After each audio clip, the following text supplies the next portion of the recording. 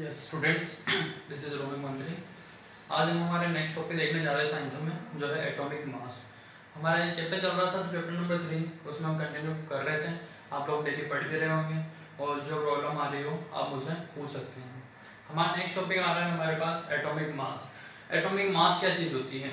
Atomic mass नाम से पता चल रहा है। मास यानी कि होता है किसी भी चीज़ का वजन या फिर उसका जो वेट होगा एक्चुअल में वो चीज़। और एटम यानी कि अपन जानते हैं किसी भी चीज़ का स्मॉलेस्ट पार्टिकल जो होता है एटम। तो एटम और मास दोनों मिलकर बन गए एटॉमिक मास, यानी कि एटम का मास क्या होगा वो चीज़ होगी एटॉमिक मास। तो इसके बारे में अपन डिस्कस करते हैं। Atom is a smallest particle which takes part in chemical reaction. Atom क्या है? कोई सी भी केमिकल रिएक्शन में भाग लेने वाला सबसे छोटा छोटा पार्टिकल होता है, यानी कि इससे छोटा पार्टिकल होना अपने लिए पॉसिबल नहीं है। ऐसा सबसे छोटा भाग जो कोई भी केमिकल रिएक्शन हो रही है उसमें भाग ले रहा है या उसमें काम आ रहा है वो होता है एटम। फिर है अपने पास atom masses, atomic masses are very small. अब एटम जो है अपने पास क्या है? पार्टिकल बहुत छोटा है।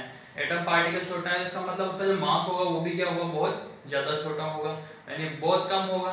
तो उसको मेजर करने में भी अपन को उतनी ही प्रॉब्लम आनी है।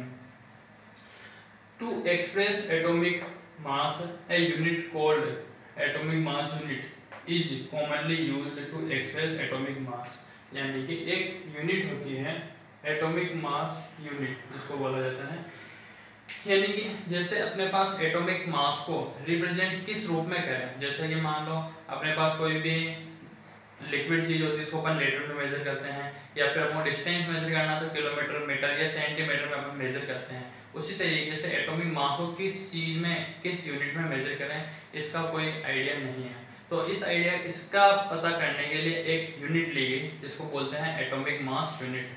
AMU शॉर्ट में उसको बोला जाता है। और एटॉमिक मास यूनिट, इस यूनिट का यूज किया जाता है कि किसी एटम का वजन कितना है या उसका मास कितना है उसको पता करने के लिए। उसके लास्ट में लिखा जाता है AMU, तो वो हो जाती है उसकी यूनिट। ये यूनिट ली गई किसी भी एटम के मास को रिप्रेजेंट करने के लिए। फिर next point, atomic mass unit is defined as 1/12 of the mass of an atom of carbon 12 isotope on the atomic scale. It is denoted by U। Atomic mass unit को denote तो करते हैं U से। अब ये actual में होती क्या है तो उसको देखने एक बार वापस से। Atomic mass unit is defined as, atomic mass unit को इस तरीके से डिफाइन किया गया है कि जो क्या हो, कार्बन 12, जो कार्बन के अलग अलग आइसोटोप्स होते हैं उनमें अपन बात कर रहे हैं कार्बन 12 की। तो कार्बन 12 का जो 1/12 पार्टीशन होगा, यानी कार्बन 12 के अपन कर देते हैं मान लो 12 टुकड़े या फिर 12 पार्टिकल्स कर देते हैं, 12 पार्ट्स कर देते हैं। तो 12 पार्ट्स में से एक पार्ट अपन लेते हैं तो वो जो पार्ट होगा वो 1/12। उसके रेस्पेक्ट में किसी भी एटम का जो मास आएगा उसको अपन बोलेंगे एटॉमिक मास यूनिट। किसी भी कार्बन 12 के 12 पार्ट्स कर देते हैं, उस 12 पार्ट में से एक पार्ट लेंगे और उस एक 1 पार्ट को अपन सोल्व 1 पार्ट के रेस्पेक्ट में जो अपन निकालेंगे वैल्यू वो होगी अपने पास एटॉमिक मास यूनिट। तो ये तो बात हो गई हमारी एटॉमिक मास यूनिट की। फिर the atomic mass of element is defined as the average mass. Atomic mass unit की भी डिफाइन हुई थी। अब एटॉमिक मास क्या है? एटॉमिक मास क्या चीज होती है? तो the atomic mass of an element is defined as the average mass of an atom of an element is atomic mass unit. यानी क्या है, किसी भी एटम का अगर अपन एटॉमिक मास यूनिट लेकर के जो मास निकाल रहे हैं वो क्या होता है, उस एलिमेंट का पूरा एवरेज मास होता है। मतलब कि लगभग कितना मास ही उसका आएगा, वो जो वैल्यू होती है वही होती है हमारे पास एटॉमिक मास। नेक्स्ट अपना टॉपिक आ रहा है रिलेटिव एटॉमिक मास। यहाँ बात थी एटॉमिक मास की, अब रिलेटिव एटॉमिक मास क्या होता है? So the relative atomic mass of an element indicates the number of times the one atom of the element is heavier than the 1/12 of the carbon 612। यहाँ 6 लिखे हुए हैं, यानी कार्बन 12 का जो एक एटम होता है उसके रेस्पेक्ट में दूसरा जो एटम है कितना वजन उसका हेवियर है उसको बोलते हैं उसका रिलेटिव एटॉमिक मास। कार्बन 12 के रेस्पेक्ट में कार्बन 12 का जो 1/12 पार्टीशन होगा उसके रिस्पेक्ट में दूसरा जो एटम है अपने पास वो कितना हेवी आ रहा है उसको अपन बोलेंगे उसका रिलेटिव एटॉमिक मास। ये बात हो गई अपने एटॉमिक मास और रिलेटिव एटॉमिक मास की। नेक्स्ट आ अपने पास मॉलिक्यूल्स। अब मॉलिक्यूल्स क्या चीज होती है? मॉलिक्यूल्स यानी किसी भी चीज की स्मॉलेस्ट पार्टिकल, छोटे छोटा भाग जो क्या होता है मॉलिक्यूल्स होते हैं। एटम्स कंबाइन होकर के भी मॉलिक्यूल्स ही बनाते हैं। तो the smallest particles of an element or of a compound which can exist freely under a ordinary condition, यानी कि किसी भी साधारण कंडीशन में वो एग्जिस्ट कर सके तो उसको बोलते हैं मॉलिक्यूल्स। और वो पार्टिकल क्या होना चाहिए? सबसे छोटा। And so all the properties of substance are called molecule. और जिस सब्सटेंस का वो मॉलिक्यूल है उस सब्सटेंस की सारी प्रॉपर्टीज को शो करवाए तो वो जो अपने पास होगा एलिमेंट उसको बोलेंगे मॉलिक्यूल। नेक्स्ट आ रही है अपने पास के एग्जांपल्स क्या होते हैं? एग्जांपल हीलियम, ऑक्सीजन और H2O। यानी कि हीलियम जो अपने पास सिंगल मॉलिक्यूल है, ऑक्सीजन के जितने भी पार्टिकल होंगे वो सारे पार्टिकल ऑक्सीजन की प्रॉपर्टीज को शो करेंगे। नेक्स्ट H2O के जो पार्टिकल्स होंगे वो वाटर की प्रॉपर्टीज को शो करेंगे ही करेंगे। नेक्स्ट आ रहा अपने पास मॉलिक्यूलर कंपाउंड। हम मॉलिक्यूलर कंपाउंड क्या होता है? मॉलिक्यूलर कंपाउंड्स के लिए elements combined with each other elements in definite proportion to form compound. जो एलिमेंट्स होते हैं वो आपस में जुड़ते हैं कुछ फिक्स प्रोपोर्शन में, मतलब एक फिक्स अनुपात में कि भाई एक की संख्या इतनी है दूसरे की इतनी ही रहेगी। वो आपस में जुड़ते हैं इस रेशो में और आपस में जुड़ने के बाद बनाते हैं अलग अलग टाइप के कंपाउंड्स।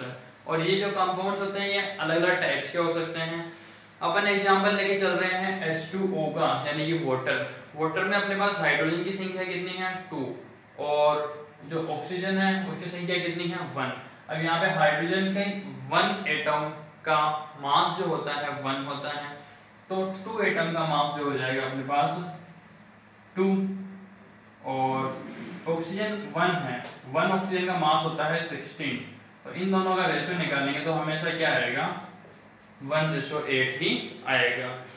इस तरीके से जितने भी एलिमेंट आपस में जुड़ते हैं तो उनका जो एटॉमिक मास का रेशियो होता है वो हमेशा फिक्स रहता है, ना ही कम हो सकता है ना ही ज्यादा हो सकता है। यही इस प्रॉपर्टीज का यूज करते हुए ही मॉलिक्यूलर कंपाउंड्स आपस में बनते हैं। नेक्स्ट आ रहा है आयंस। अब आयन क्या चीज होती है? आयन जैसे भाई ये क्या होते हैं? कुछ चार्ज्ड पार्टिकल्स होते हैं, कुछ पार्टिकल ऐसे जिनके ऊपर पॉजिटिव या नेगेटिव चार्ज लगा हुआ होता है, उनको बोलते हैं अपन आयन। तो इनको देख लेते हैं डिफाइन इसकी। Ion is the charged particle, ion is the charged particles या charged chemical particles, the charged species formed when an atom gain or loses electrons is called ion। यानी कि क्या करते हैं? ये क्या है? चार्ज्ड पार्टिकल्स हैं और एलिमेंट क्या कर रहे हैं या एटम क्या कर रहे हैं? जब किसी से दूसरे एटम से इलेक्ट्रॉन को ले लेते हैं या फिर उससे लेने के अलावा दूसरा काम जो होता है देने का, वो इलेक्ट्रॉन दे देते हैं तो इनके पास नेगेटिव और पॉजिटिव चार्ज आ जाता है। जैसे इन्होंने क्या करा? किसी दूसरे एलिमेंट से या दूसरे एटम से इलेक्ट्रॉन लिया तो उसके पास आ जाएगा नेगेटिव चार्ज। अगर इन्होंने क्या करा? एलिमेंट से या एटम से इलेक्ट्रॉन दे दिया है किसी को तो उसके पास आ जाएगा पॉजिटिव चार्ज। इस तरीके से नेगेटिव और पॉजिटिव चार्ज इनके ऊपर आते हैं। तो देखते हैं जैसे है अपने पास फर्स्ट पोटेशियम। पोटेशियम का जो बाहर वाला शेल होता है उसमें इसके पास एक इलेक्ट्रॉन एक्स्ट्रा होता है, मतलब वो पूरे 8 इलेक्ट्रॉन नहीं हो रहे होते हैं। जैसे कि अपन ने नील्स बोर के लॉ में देखा था, इसमें क्या होता है? फर्स्ट अंदर ही अंदर वाला जो अपने पास सर्कल या फिर उसको बोल सकते हैं सेल्स, इसमें होते हैं इलेक्ट्रॉन 2, सेकंड वाले में होते हैं 8, फिर थर्ड वाले में भी 8, फिर आगे वाले में भी 8। तो अगर मान लो किसी के पास फर्स्ट वाला सेल फुल है, सेकंड वाले में भी फुल है और थर्ड वाले में मान लो जैसे यहाँ 1 2 3 4 5 6 7 8, थर्ड वाले में 1 इलेक्ट्रॉन आ रहे हैं अगर ये 1 इलेक्ट्रॉन आ रहे हैं इसका मतलब ये है कि भाई इसको 8 इलेक्ट्रॉन पूरे करने होते हैं बाहर वाले सेल में। तो या तो ये 7 इलेक्ट्रॉन ले ले या फिर यहाँ से क्या करें, इसके पास जो 1 इलेक्ट्रॉन है इसको दे दे, तो ये वाला सेल काउंट ही नहीं किया जाएगा बाहर वाला, तो अंदर वाले सेल में कितने इलेक्ट्रॉन हो गए 8। तो ये क्या करता है पोटेशियम में इसी तरीके से 1 इलेक्ट्रॉन दे दिया जाता है। अब 1 इलेक्ट्रॉन देने के बाद क्या हो रहा है यहाँ पे ये दे रहा है, तो देने के बाद जब भी हम क्या होता है हमेशा पॉजिटिव, तो पोटेशियम में से 1 इलेक्ट्रॉन बाहर निकल गया, तो फिर क्या हो गया पोटेशियम के ऊपर चार्ज आ गया पॉजिटिव, और इसको बोल दिया अपन ने पोटेशियम आयन। पॉजिटिव चार्ज वाले जो आयन होते हैं उनको बोला जाता है कैटायन। नेक्स्ट है क्लोरीन। क्लोरीन में क्या होता है सेम प्रोसेस है, क्लोरीन के अंदर क्या होगा यहाँ पे ऐसे किसी तरीके से 1 2 3 4 5 6 7 इलेक्ट्रॉन है।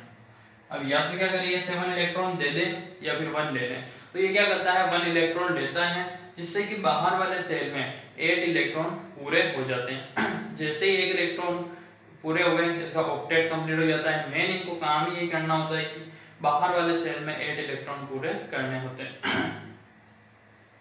तो 8 इलेक्ट्रॉन तो इस तरीके से पूरे हो जाएंगे, तो इसको लेना पड़ेगा। 1 इलेक्ट्रॉन लेना है तो मतलब 1 इलेक्ट्रॉन में क्या हो गया प्लस हो गया, तो फिर लेने की वजह से यहाँ पे आ गया नेगेटिव आयन, ये हो गया क्लोरीन आयन और ये हो गया एन आयन। एन आयन यानी कि नेगेटिव आयन। तो ये तो कोई अपने आज तक की बात जो आयंस तक की। अब इसके आगे जो भी है अपन नेक्स्ट क्लास में डिस्कस करेंगे। यहाँ तक आप लोग कंप्लीट पढ़ लें, जो भी प्रॉब्लम आए मुझसे डिस्कस कर लें। आज की क्लास हमारी यही ओवर होती है।